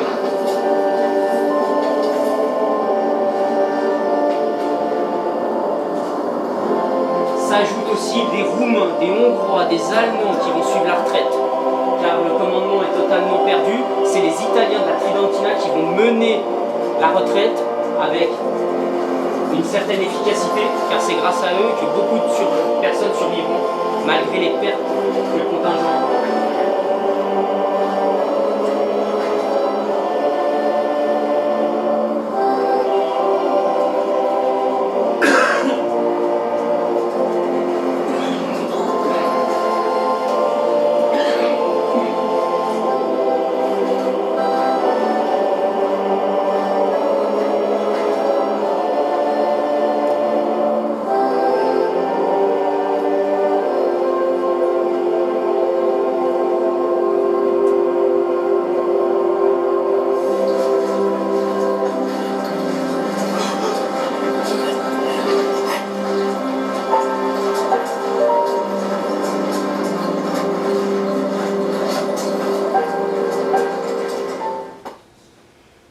À ce moment-là, vous constatez que c'est désespéré et que même Nassi, qui sera avec des éléments de la Panzer du général Elb, qui aura l'une des seules radios opérantes de toute cette retraite, recevra des communications d'état-major comme quoi il faut défendre la position quitte à mourir. Ce que les Italiens refuseront catégoriquement, malgré les insistances du Führer vis-à-vis de Mussolini, et même Mussolini refusera de donner ses ordres, en disant que ce n'est pas acceptable et ce n'est pas tolérable. Donc évidemment, la dernière bataille à Nikolaïevka, qui, on peut dire, mettra les Alpini dans l'histoire de la retraite de Russie, où justement, au cri d'Avanti Tridentina du général Reverberi, ils vont mener 3 assauts qui enchaîneront sur 6000 morts en l'espace d'une journée, pour prendre un village qui est le dernier verrou défensif des Russes avant les territoires alliés, où ils permettront de fuir. Sur l'ensemble du corps alpin, a perdu 51 340 hommes sur 63 000. C'est une hécatombe du corps alpin. 40 000 prisonniers, dont 10 000 retourneront en Italie sur le corps alpin, donc seulement 10 000. comme ça a été dit, il a fallu 200 trains pour les amener, il en aura fallu que 17 pour les rapatrier. Et cet homme-là, le général Martin, qui va mener la dernière charge à Nikolaïevka, mourra à la tête de ses hommes, au cri en avant, avanti Savoia, l'Italie se trouve de l'autre côté. Donc, et on pourrait même rajouter, vous ne vous battez pas pour Mussolini, ni Hitler, vous vous battez pour retourner chez vous. Donc cette retraite est plus sur des motivations personnelles que des motivations militaires. Donc, voilà la comparaison avec la grande armée de Napoléon repartant de Russie dans les mêmes hécatombes. Les pertes qui sont faramineuses comparées aux pertes qu'on a vues précédemment du corps expéditionnaire. On voit que l'armée corps qui était sur l'aile droite a quand même écopé beaucoup et que le corps Alpini, comme dit précédemment, a énormément souffert. Mais vous constatez qu'entre les disparus et les blessés, il y a une répartie assez importante en sachant que ça a été fait vraiment dans des circonstances assez exceptionnelles et même impressionnantes pour des gens qui ont dû improviser la retraite, malgré aucun plan et des contre-avis des Allemands. Même Garibaldi le dira, que ça a été vraiment une erreur d'envoyer ces hommes mourir pour une guerre qui n'était pas la leur. En souvenir de tous ceux qui ne sont jamais retournés auprès de leur famille et de leur patrie italienne, à tous ceux qui gisent en terre russe et ukrainienne dans leur dernière demeure, secoués par une nouvelle guerre dans cette région. Donc, si ces erreurs du passé ne nous servent pas aujourd'hui, on peut imaginer les combats d'aujourd'hui par rapport aux Italiens. Donc, avec les conséquences. Voilà, merci de m'avoir écouté. Et le petit monument, l'hommage des Alpini, à Stresa.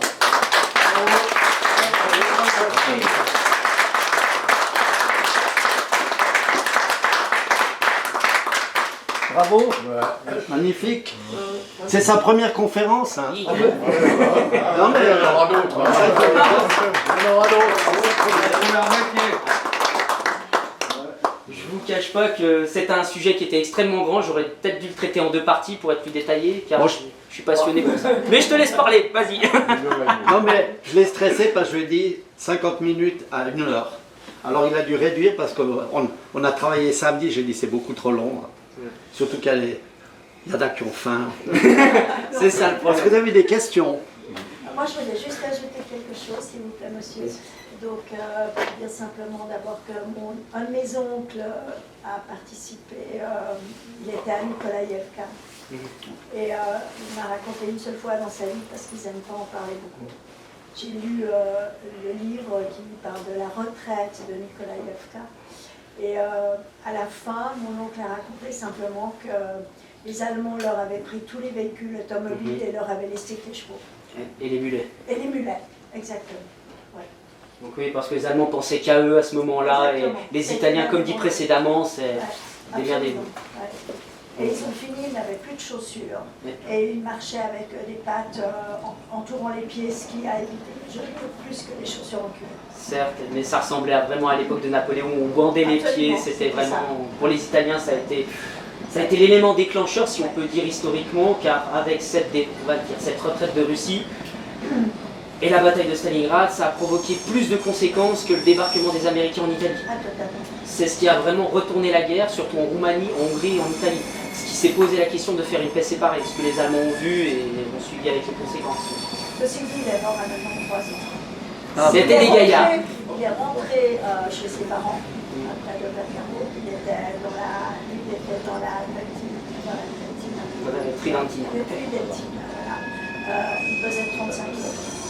Le froid conserve.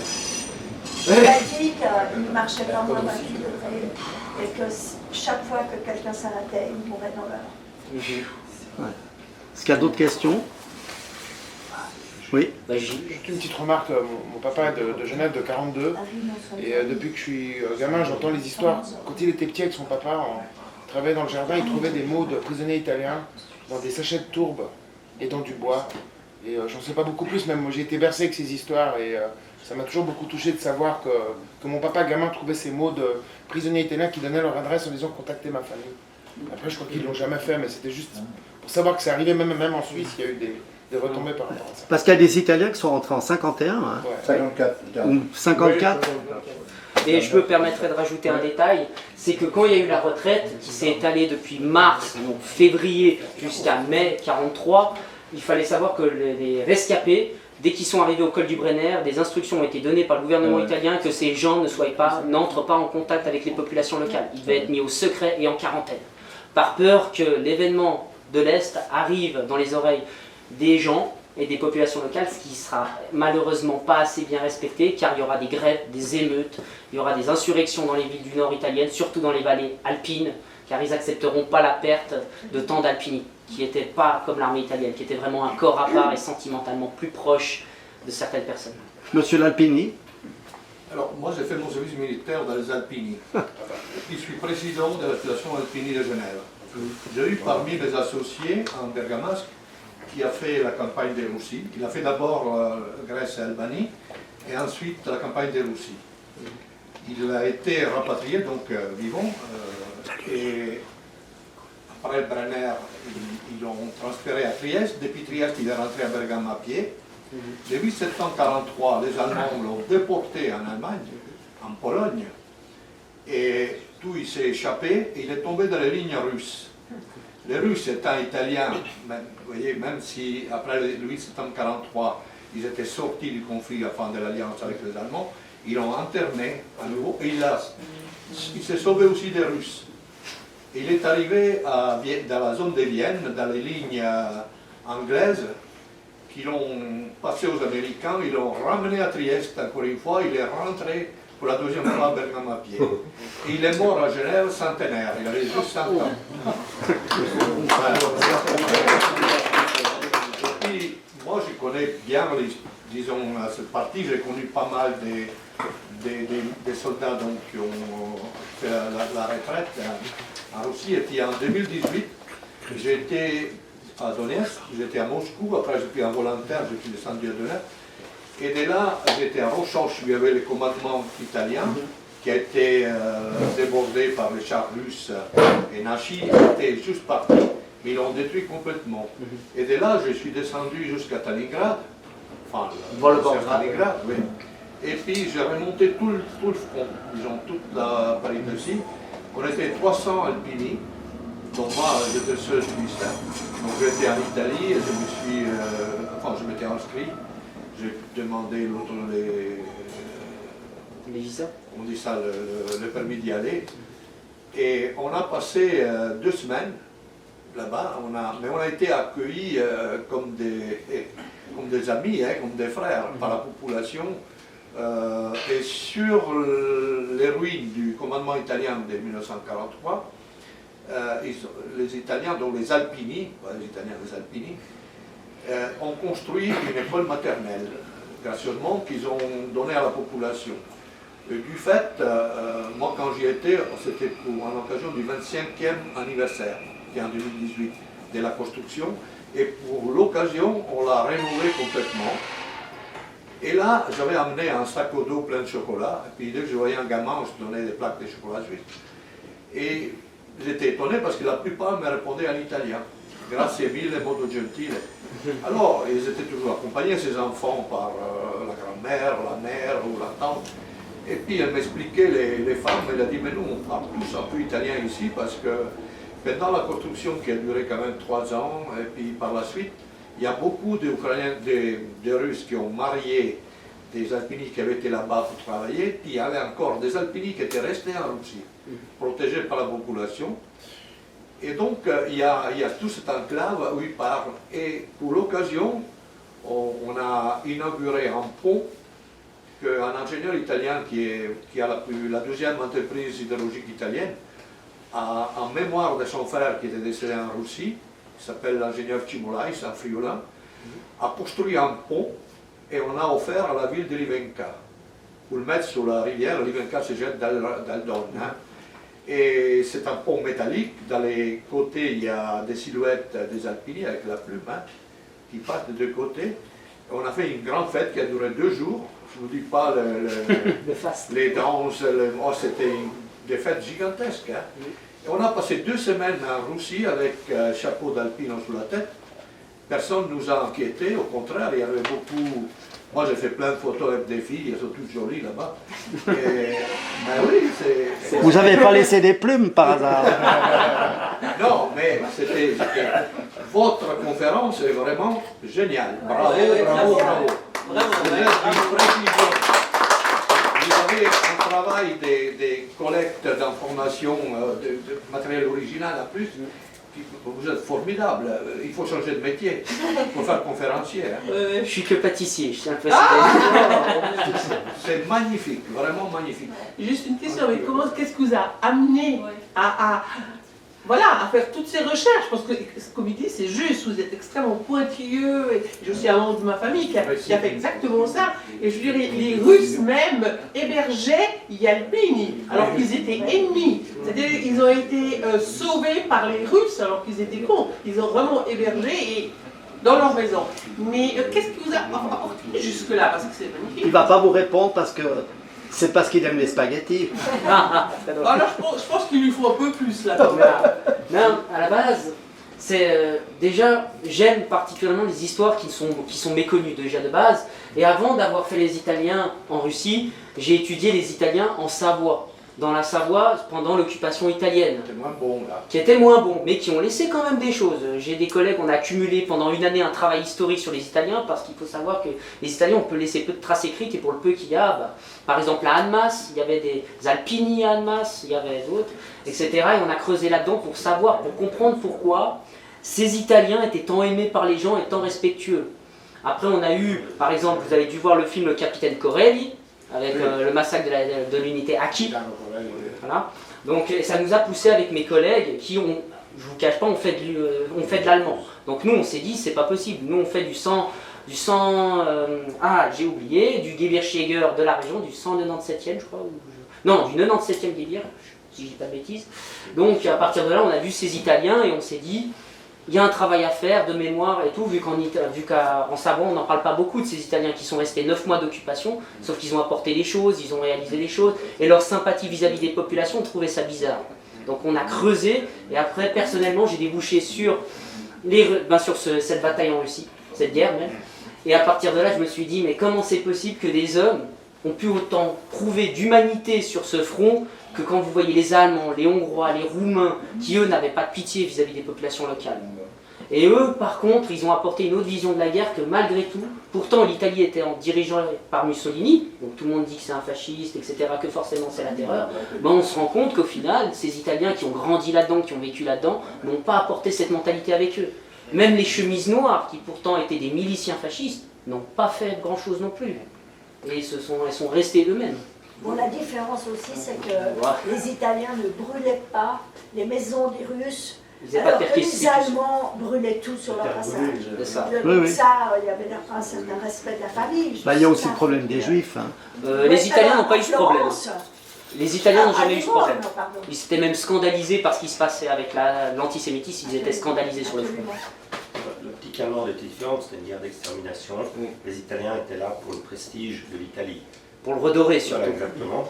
Moi j'avais encore une pensée à ajouter à toutes ces mamans d'Alpine disparues, je ne dis pas tuées mais disparues, parce que je viens de lire aujourd'hui dans un journal d'Alpine, je ne sais pas si tu l'as déjà lu, qu'il y a une dame qui est décédée en 85, qui jusqu'à cette date-là a refusé que sur la tombe de famille, on inscrive le nom de son fils disparu en Russie. Et c'est qu'après la mort de la maman, que les frères et sœurs de l'Alpine ont disparu en Russie, ont mis la petite photo, comme c'est de coutume en Italie, quand quelqu'un est décédé. Donc il y a quand même des mamans qui ont attendu pendant des années, alors c'est vrai que beaucoup d'Italiens, beaucoup de ceux qui ont été capturés, et je ne dis pas ceux qui ont disparu dans la population, parce qu'on en a aussi, ont pu rentrer dans les années 50. Il y a un film aussi, il y a aussi des films, toute une filmographie italienne à ce sujet-là aussi, des Alpini qui débarquent dans les années 50 et puis qui trouvent une Italie totalement changée par rapport à ce qu'ils ont connu depuis leur naissance.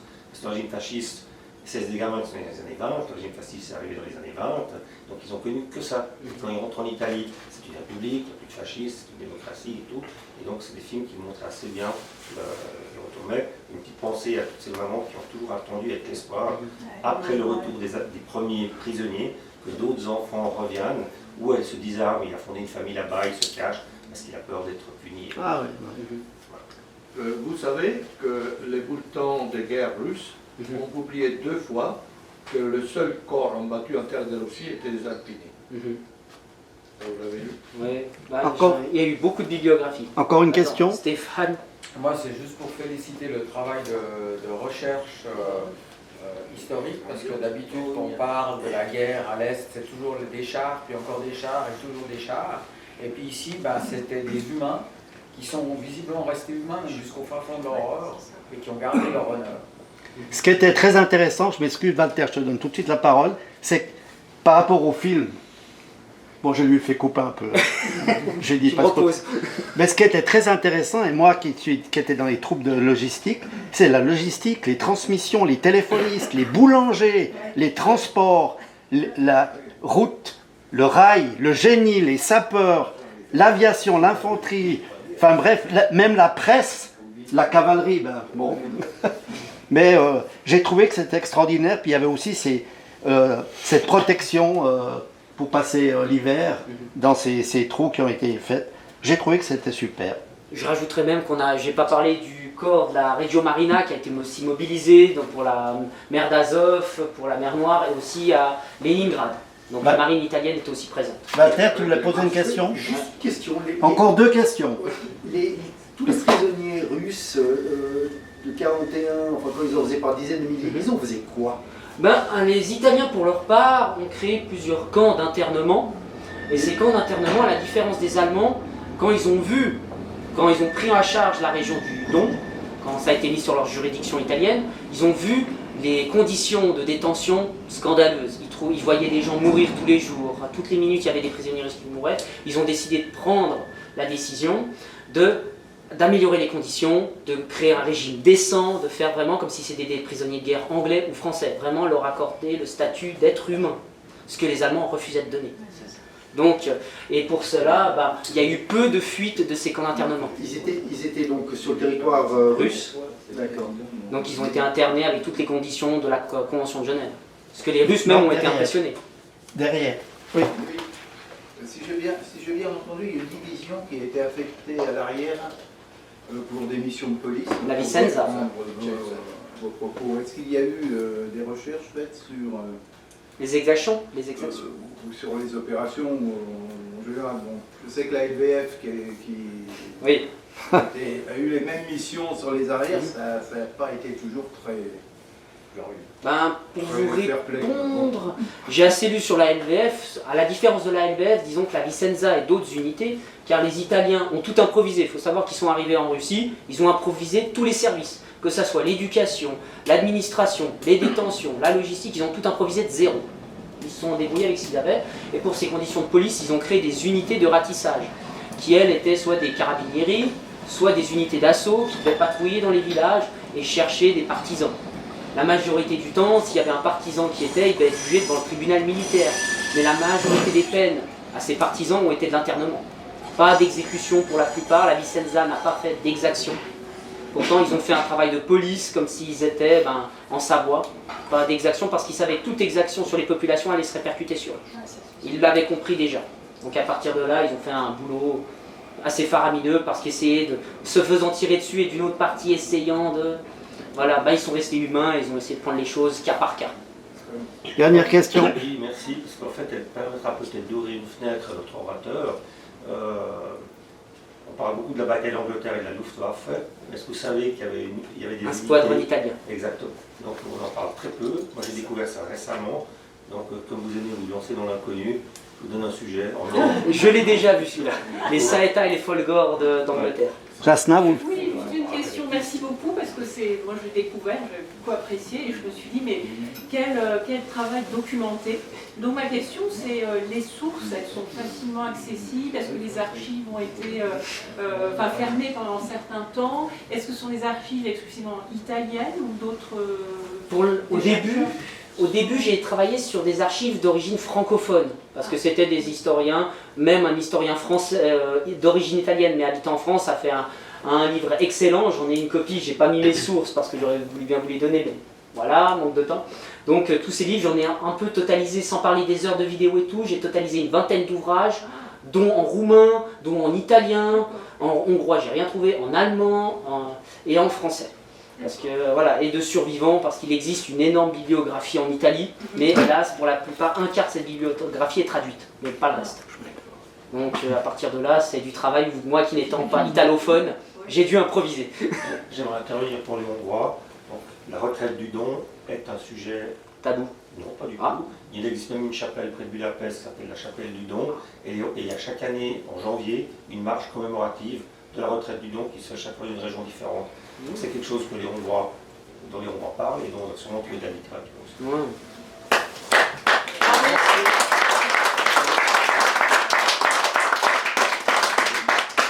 Merci beaucoup.